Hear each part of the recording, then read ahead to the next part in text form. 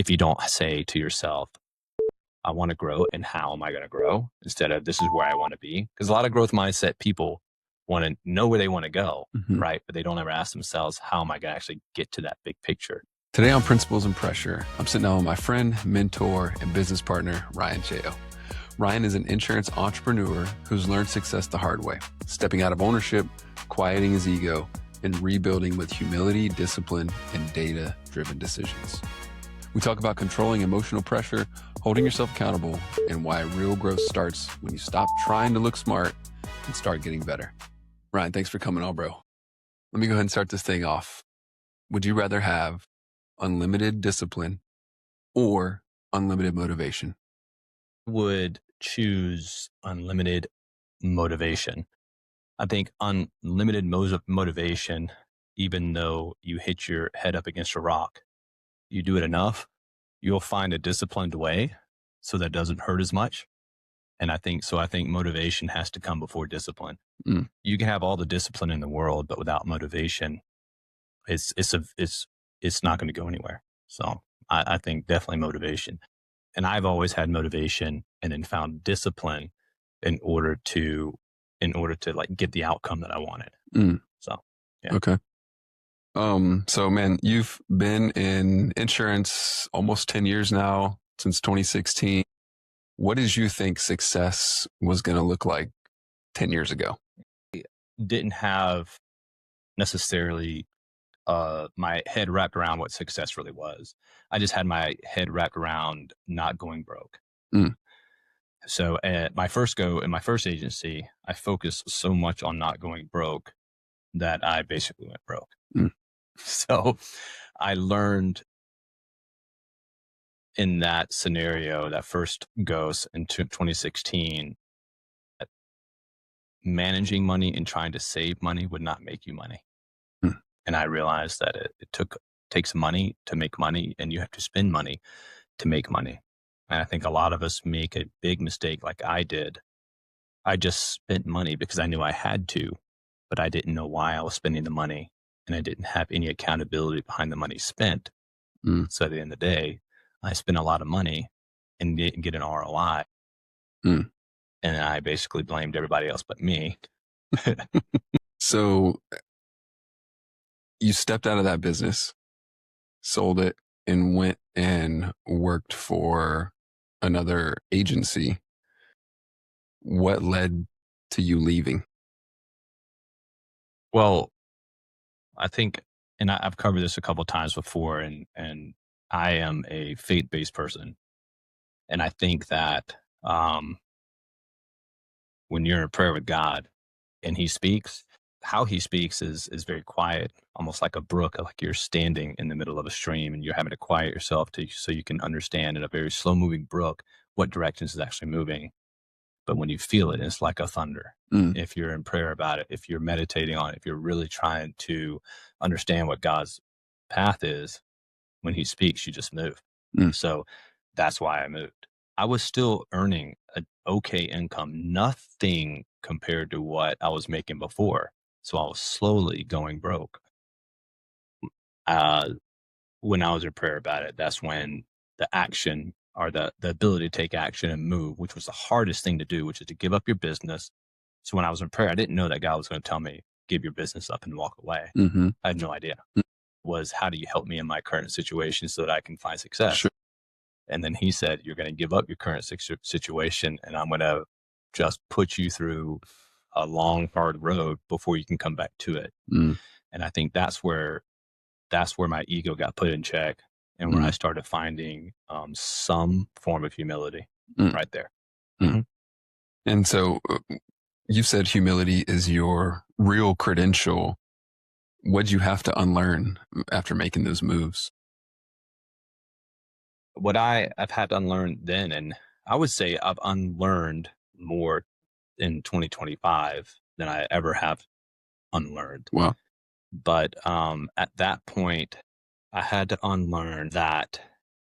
At that point in my life, I felt like I knew everything. And I had to unlearn that. that feeling like I knew what I knew and that I was going to be successful because of my experiences what I found was that I was unsuccessful because of my experiences, Mm. and I was not willing to go to basically have new experiences.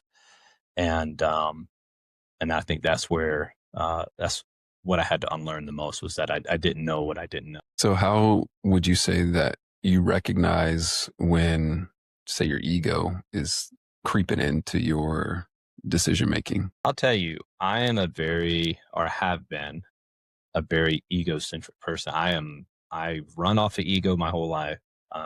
In sports, it was always about ego. Mm-hmm. For me, trying to do better than everybody else was always an ego pull. It's all about ego. So when I'm making a decision, I feel like based on ego, that is when there's a physical aspect of it. There's a physical aspect of emotions that your body goes through, right? And then the other aspect is, if it's very self-serving, if I find myself trying to serve my emotion and I'm serving my physical and emotional response, and that's how I'm going to handle it, Mm-hmm. then I am serving my ego. And Mm. that is something I've learned to recognize in the moment now, and been able to take that pause and then focus on the outcome. So what is my ultimate goal? And is how I'm going to approach this going to serve that goal, Mm-hmm. or is it going to serve me? And if it's serving me, I'm typically serving my ego. Mm. And that never gets me to my goal. As a matter of fact, it takes me further away from my goal, because it undermines my ability to lead. And I find myself in an apologetic state with the people or situation that I'm addressing, Mm. because I acted first from an ego response or emotional response, instead of focusing on the goal and then trying to move everybody to that. So when you're saying like serving yourself or your ego, you're saying just like what makes you feel good, like somebody made you mad and you're gonna let them have it. That's what Yeah. you're saying.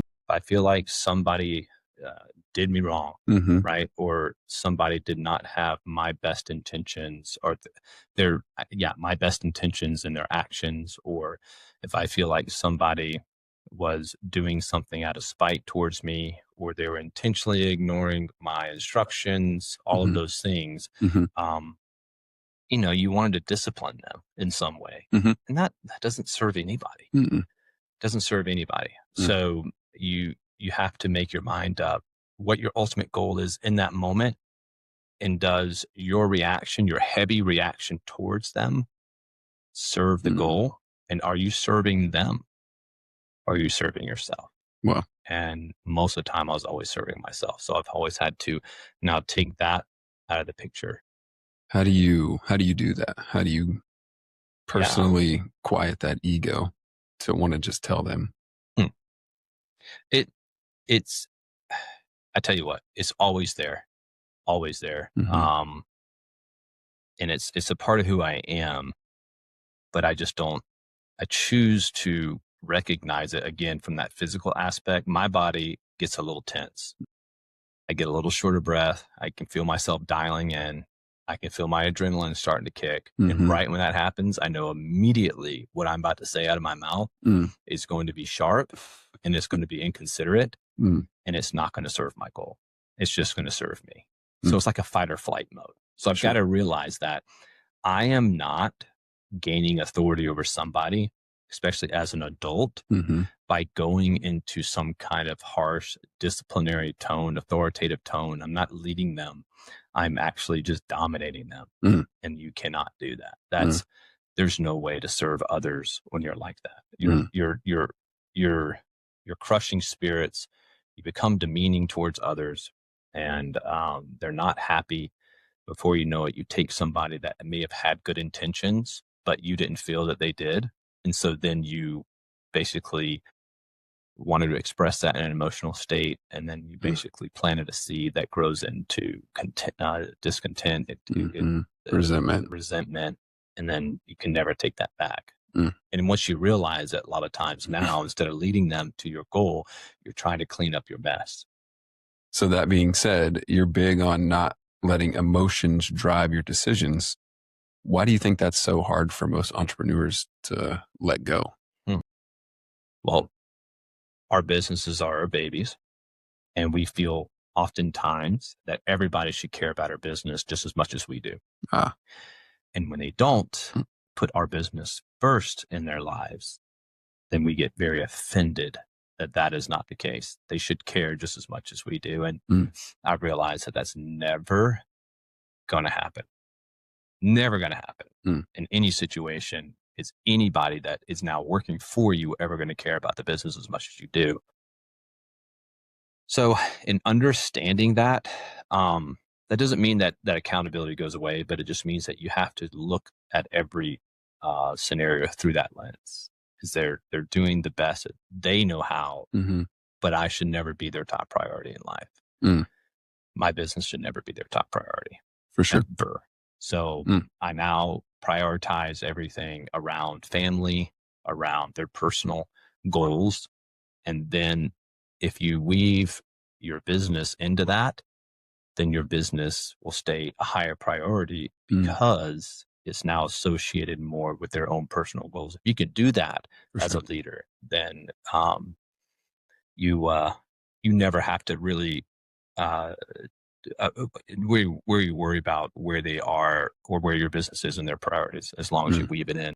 What do you think some of the consequences are when leaders make decisions to lead with their emotions like that? The consequences, gosh, you, most of the time when you're making emotional decisioning, you're poisoning your own glass. You're affecting your agency culture so much because the words that you say have have a exponential effect on people. The negativity that you spout out, whether you're showing people that you're a victim or you're negative towards something else that happened, whether you're showing that person that they're only valued when they do things right, whether you're really showing somebody that you'll gossip about another employee to them, you're cultivating this negative culture and this, you're poisoning the water that you're drinking. And if you don't take a step back and sometimes focus on the facts and let those speak for themselves, and then put that goal as the main driver of how you react towards people, then what you're doing is you're giving people grace. You're also giving them mercy, and you're leading them to the goal. Now, if people don't actually take those steps to help the agency as a whole, and they're the ones that cancer people typically want to bring you down to. They want to bring you down to that level of emotions. They want to meet you there, and that's where they want to hash things out. And you stay above that, then you end up becoming a leader, and you're guiding people to the goal instead of getting mixed up into all of that, turmoil, the things that just deteriorate a business culture. So I am no longer feeding that. And I'm now leading people out of that, because most highly productive people in your business have emotional ups and downs. And if you have emotional ups and downs with them, then who's leading? Nobody. You're just following your emotions, even though the facts may say differently, because emotions are typically surrounded around one incident, one moment, and that becomes everything to somebody. Who leads them out of that and helps them focus on the big picture and the goal? If you get into the emotional depths with them, y'all both drown. So I've learned that, and that's been a big lesson for me in 2025. And it's been has a huge effect on my agency. Matter of fact, when I rose above it, and that common denominator of negativity and emotions, that wasn't the common denominator anymore between me and employees. We had to part ways. Because they weren't used to me stepping out of that and now leading. They wanted me to come down into the emotions with them. And when I refused to, we had to part ways. There's no battle there. No battle. There's nothing to win. Nothing to win. So what data do you look at weekly that keeps you grounded, or daily or monthly? Well, I honestly have metrics that make sense. And those metrics are built around our marketing strategy and lead sources. So I'm looking at those every day. Actually, we're looking at activity metrics 4 times a day. Mm. We try to get them out there to everybody so everybody can see them. Mhm. It's a public thing. Mhm. So everybody knows when someone's slacking. Mhm. So I, when it comes to how the day's going, a lot of times I'll make a knee jerk summary and say, okay, no one's trying today Mm. or no one's putting in the effort. Y Before I allow myself to make my mind up to do that, I've got to check the facts. Feelings without facts are typically lies that we tell ourselves. And so I look for the facts, and if the facts say, hey, things aren't going the way that they should, I don't even make my mind up there. I don't. Mm. So I'm looking when I go through the metrics and the metrics are starting to tell a story that could be that we're not putting in the effort, then I go and I find out the real story. Mhm. So I approach it from, let me find out why those are not there instead of making my mind up in that conclusion that this person is just slacking on me today. Mm. There's always something that when you find out what the real story is behind the facts, then you can see, okay, people are giving effort, but it's in other areas other than what I want. Because this business, especially in insurance, will drag you as a, say, salesperson or service person into other areas that don't show what's really going on behind the scenes. Mm. So although when I say, okay, today is not feeling like we're very productive, of Mhm. course, I'm checking the facts. And when those metrics are validating what I'm feeling, then I know that I need to find out the real story behind those numbers Mm. before I make my mind up. And I think oftentimes I used to make my mind up without the facts. And then I took another step saying, all right, now I need to check the facts before I say anything. Mhm. And then I used to make my mind up there. I still ran into a lot of problems Mm. because people feel like I was coming after them, and I made my mind up that they were slacking, Ah. and then they felt like, gosh, they didn't even know what I did and what I was putting in today. All this effort went unnoticed, all because my number here didn't show it. So then I realized I need to Mm. go a third step further Mhm. and then say, hey, this is what I'm seeing. I just wanted to check in and see what has been going on. Is there something going on that I'm not aware of? Yeah. And then they typically would either A, call themselves out and say, no, I just have not felt good today, or this has happened and I'm not giving you my best effort. Or it could be, I was actually working with, support Mhm. for an hour and a half on chat, Mhm. trying to get something fixed for a client. And then you go, oh, and That then that becomes a coachable moment, Yep. and then you're coaching on the facts Mm. and not basically, even though you feel like you checked your feelings, Yeah. there's still more to the story. So I've learned to go all the way before I actually make a knee jerk response Mm. or make my mind up. So you're kind of just theorizing before, Yeah, and then you check in to see if your theory's right. correct. Oh yeah, but you can't just stop with what the metrics show you. There's Mhm. always a story. Mhm. So we Mm. do that. We go one step further before we actually start telling people, "Hey, you're not giving me your full effort." They could be giving you your full effort, even though Mhm. the metrics may not show that. Okay. How do you coach people when emotions are high?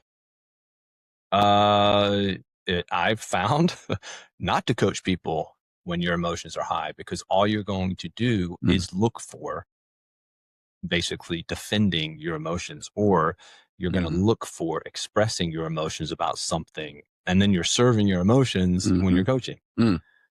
So don't I think coaching with and when you're emotional, um you can tell yourself that you're going to go in through the Mhm. veil of coaching, Mhm. but all you're doing is going in to serve your emotions most of the time. Mm.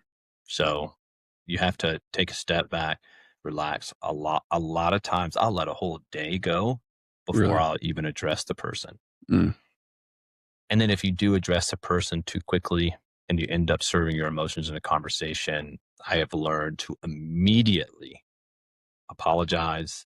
Actually, I've eliminated apologies out of my conversations with people Mm.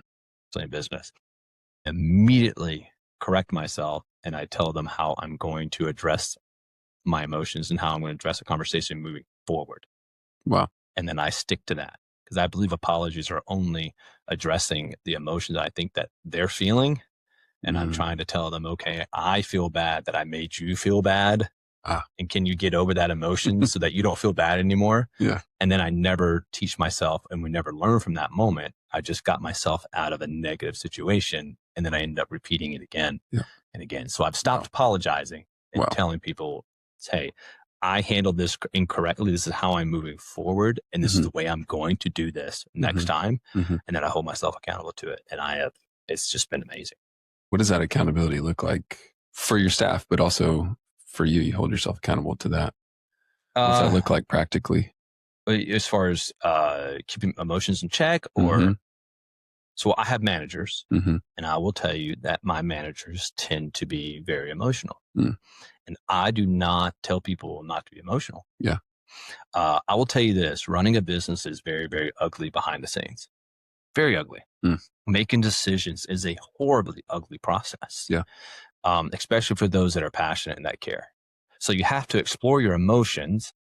And if you explore your emotions with the right people that guide you, then you can actually come to the right decision. So you can be extremely emotional behind the scenes and seek guidance, so that when you actually confront the individual on your team, Mm. you have yourself composed, you know what your end goal is, and then you make Mm. sure that you're not serving your emotions, because you've already done that with somebody else that helped guide you through those emotions. Mhm. But you're serving the person the best way by helping them stay focused on the goal and guiding them on how to get there. And I think I hold my managers accountable to that all the time. Mm. They will come to me, and if we have not found a way in dialogue for them to actually express the goals and how the agency wants to get there and Mhm. have a positive conversation, if I don't feel like they've had that, I will ask them, hey, don't address this person yet. Mm. What's your end goal right now? You're emotional. You're going to go for it, but you're going to end up serving your emotions, and you're not going to be serving a goal. And Mm. so I tell them, take a step, take a day, whatever you Yeah. have to do. And when they've ever ignored my advice, it's always resulted in some kind of blow up, and then I've had to get involved. But people that are passionate, people that care tremendously, often go through those emotions. Yeah. And if you, again, meet them there, then that's where that common denominator becomes. Before you know it, you have a relationship with an employee, Mhm. and it's all when they're down, then you get down with them, and Mhm. y'all just kind of stay there, Mhm. and nothing gets fixed, and the goal Mm. becomes further and further away. What do you think is a standard that most entrepreneurs say they have, but they don't actually enforce just with themselves? So I used to write a contract, Mm. right? And I still do. I used to Mhm. write a contract, a job offer with everybody, Oh. and they were all lies. And that was my standard. So I would I'll tell them, hey, look, this is our contract. This is what you got to do every day in order to have a position here.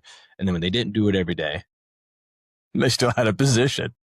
Before you know it, I used to have the standard where everybody had to hit, 30 in sales, had to hit 35 written items. Uh-huh. And when they didn't hit it, I would listen to them, and they would say, this is why I didn't do it. And then I go, okay, well, I'm still going to pay you anyway. I just want you to do better in the next month. And I would undermine it. Ah.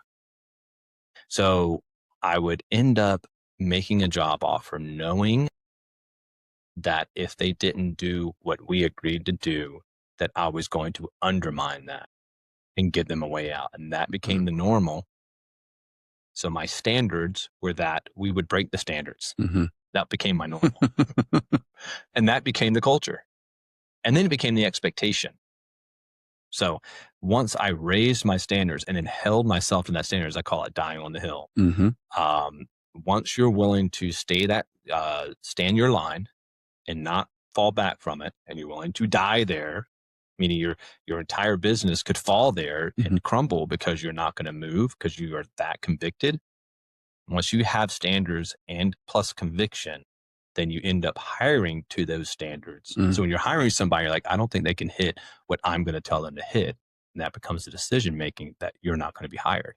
Mm. I used to hire and say, I don't think that you're going to hit what I hope you are, what you're supposed to hit, but I'm already making my mind up that I'm going to work with you. Mm. And then all of a sudden that becomes the normal. And that was my normal, even all the way up to the end of 2024. And I had to let go of basically or hold the standards and then watch the people that weren't going to rise to the occasion leave. And then we replaced them with people with new contracts, and we held to the standard. And now we've doubled our business, doubled it since 2024 as far as the production that we write month over month. Wow. Because we hired to the standard that we knew we were going to die on the hill with. Like we have a ton of conviction behind it. I've even tried to undermine it a couple times, and my manager would come back and be like, "Hey, you're trying to go back to old Ryan. Like, we're holding here." Wow. And then that's where success, our most recent success has come from. It's holding everybody to a new standard. So you're willing to let the whole team go and start over? Oh, yeah. Before you compromise your standards? Oh, yeah. PIPs, performance improvement plans now go out like clockwork. Wow. And it's not a bad thing. I love on everybody. I want the most success for everybody. And I do my end of the contract every day. I never fail. I will never fail somebody on my word now. And I don't expect them to fail us on what they commit to. Yeah. But if they can't do it, if they don't want to do it, they have too much noise in their life and they just can't hit the standard, that's okay. I'm okay with that. But they're not going to be here, but they are going to have an opportunity to find a different standard somewhere else. But that doesn't mean that I don't like them or that I'm emotional about it. It's just the deal that we both shook hands on, and we couldn't come to, terms on it, right? They couldn't meet the standard, and then we part ways. And we part ways sometimes within 2 weeks.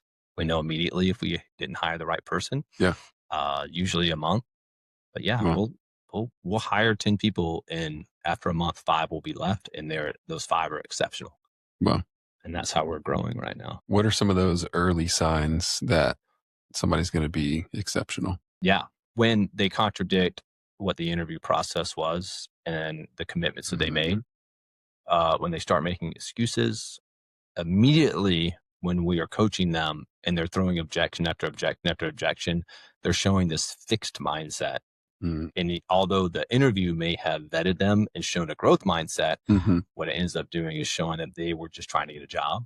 And once they got the job, they went back to that fixed mindset. And when we expose that, we're not trying to put in what was left out. We realize, okay, this person doesn't have what was left out, what we thought was in. Once we realize that, we don't try to say, all right, we're going to work on the symptoms. If they're the disease, we get rid of the disease. A lot of us take on the symptoms, and then we become a charitable agency towards people's symptoms. We're running a charity, and we're basically guilty of doing that. While our business production is going down, we almost become more charitable towards people to try to get it up, and it's the opposite effect. We're addressing the symptoms. We're trying to manage the symptoms of all of the disease, whereas you need to cut the disease. So if the entire agency is a disease, I am ready to get rid of the entire agency. Wow. But we don't accept it. Wow. So you're big on growth, on hiring people with a growth mindset. Personally, what keeps you from getting complacent and staying in that growth mindset? I have big, big visions and big, big dreams. And I don't know if you played sports, but I used to drive to practice, or I used to drive in high school to games. I played a lot of soccer.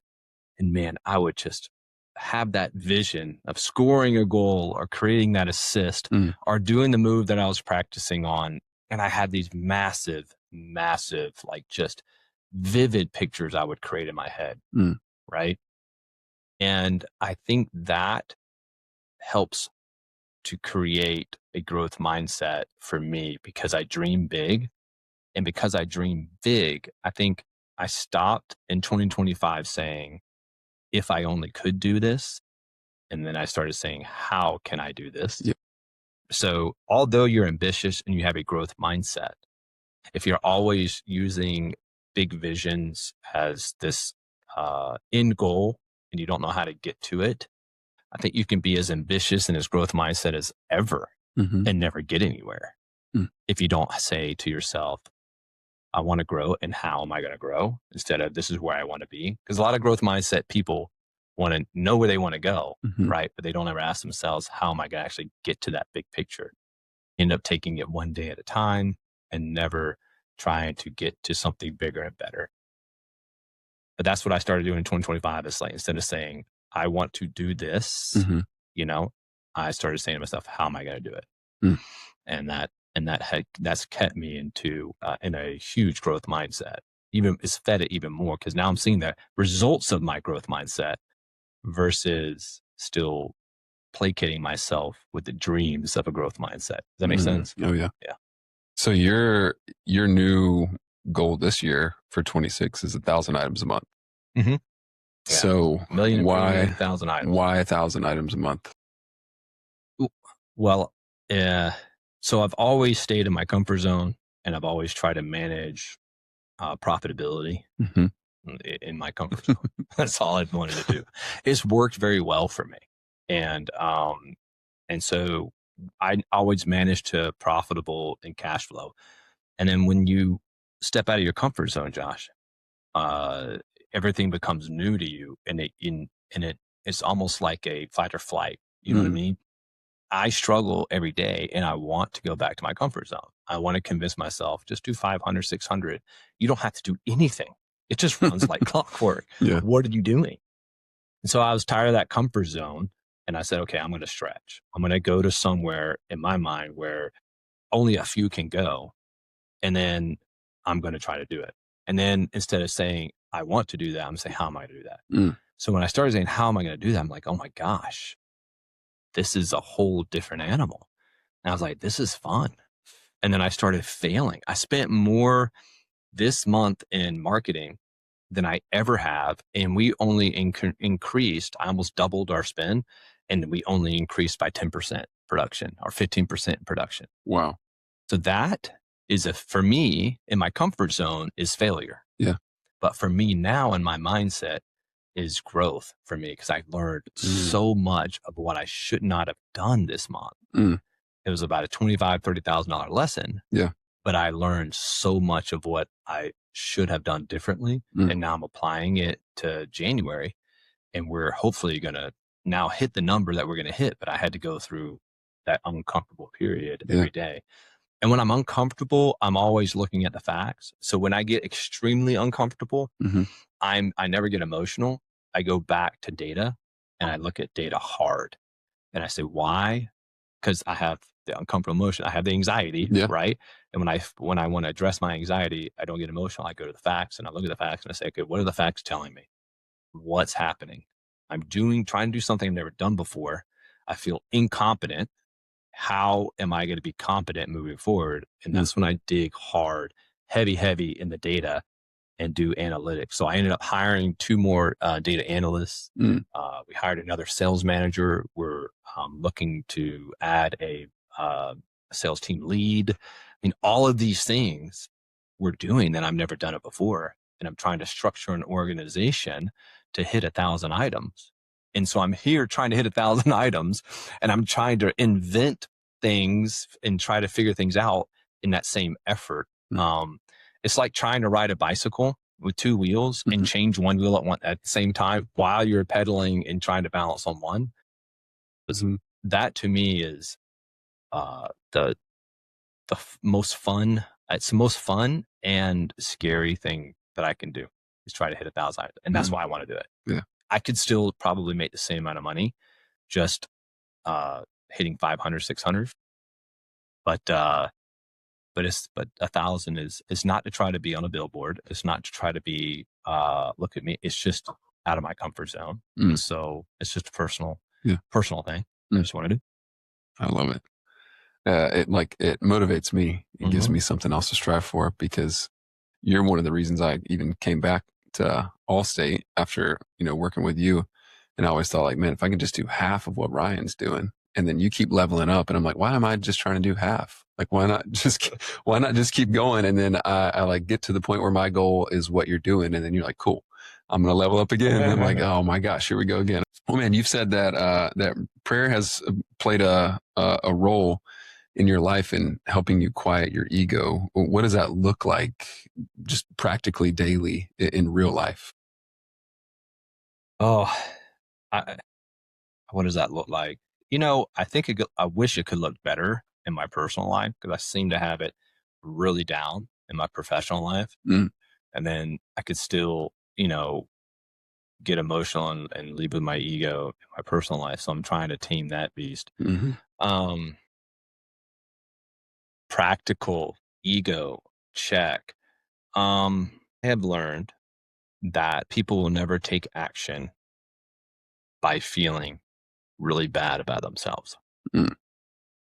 They will often become less active and less focused on their goal and more focused on basically the fact that their boss or someone in a leadership position just doesn't like them and that they're angry with them. Mm. Um, I have realized that if I have to get emotional with somebody or find myself in that emotional state with somebody, and I have realized that that person most likely isn't a good fit, Mm. and that person doesn't need to be around because now the symptoms of their disease is attacking my emotions, or I'm getting emotional about it, or I find my ego starting to revolve around. I'm realizing, okay, my ego and my emotions are healthy, but they actually are there to show warning signs Mm-hmm. of a disease, the symptoms of a disease, right? And if I'm going to go attack the disease with emotions and ego, I get more of the symptoms. Mm. Does that make sense? Mm-hmm. That's all I do is just make the disease even bigger and stronger. Mm. So what we do is I take the practical side, I take ego and emotions, and I use them to help monitoring the symptoms of a disease. And then I go towards the disease and then I get rid of it.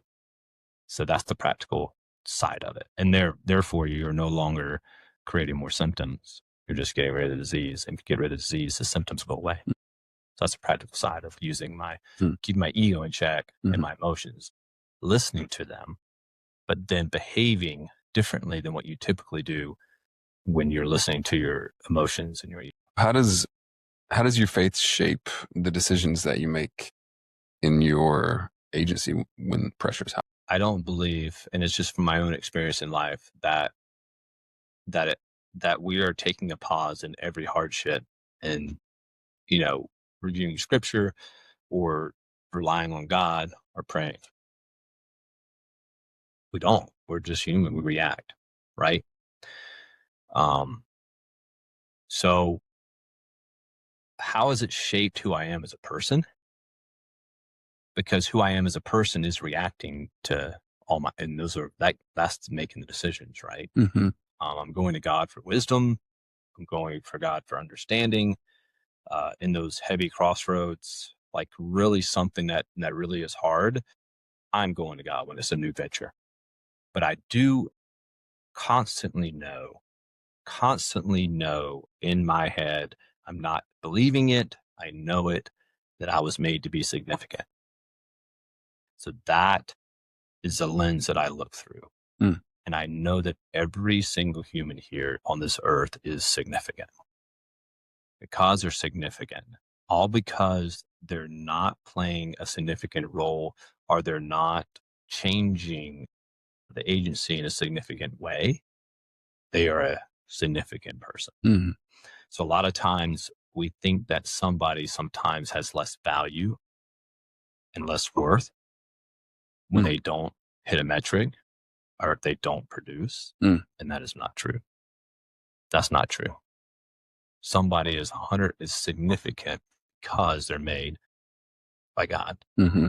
And I will treat them as such and regard them as such. And I'll regard myself as significant. And no hardship and failure in my life will ever take away my significance. Mm. And I stated this before. I think I can accomplish incredible things in life, and anybody can because they were made to be significant. Mm. That's the first thing. That shapes my decisions and shapes the way I feel about the world Mm-hmm. and the way I feel about each an individual human being, and that their worth is not what's on paper. Mm. Now, saying, okay, well, Ryan, if that's the case, then why would you ever potentially let go of somebody if they're significant? Because I believe that in just like the church has to run like a business, right? And you have to run, and it has to be good with the funds and money that's given, so that they are, providing for others. And I believe a business has to be healthy. I believe business has to have standards, and it has to be uh, profitable, so that that business can be charitable outside the business. Mm, So you have to run with ethics, morals, values, and have strong standards in your business. And if people don't meet those standards, it doesn't mean that they're insignificant. It means that they're significant and they need to find their path. But it's just not with the business. hmm But if you protect your business in that way and don't make the business the charity, then you can be a charitable business Yeah. outside of it. So don't think that all because I know that everybody's significant and has worth doesn't mean that they're not a good fit. Sure. It doesn't mean that they're always a fit and I'll figure something out. It Sure. means that if they're not a good fit, you don't take away from their worth. You don't Mm, make them feel insignificant. And when mm, you're serving your ego and your emotions, all you're trying to do is make somebody feel insignificant and little and less of who they are and punish them. mm, And when you're constantly doing that, again, you're only feeding the disease and you get more of the symptoms. And I mm, think God and that my understanding of who I am comes hmm from God, and that helps me understand others, mm. treat them as such. All right. Rapid fire. Just don't elaborate. Just pick one or the other. All right. Would you rather fix a people problem or process problem? Process. Do great leaders trust people more or systems more? What costs more in business? Waiting too long or moving too fast? Waiting too long. Mm. Do you think growth comes from feedback or failure? Failure. Love it. All right, man. Last question. When the pressure's on and everything just feels crazy, what principles do you fall back on? Okay. So when the pressure's on and I'm making some very hard decisions, I always know that I'm a sum of my decisions, and then I'm not defined Mm, by one decision.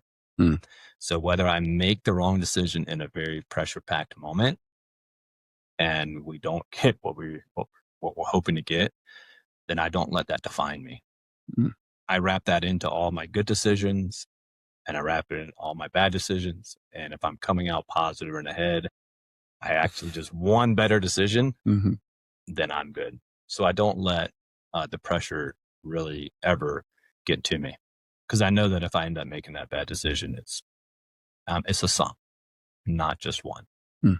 So that helps me a lot, and has really helped me with anxiety and stress.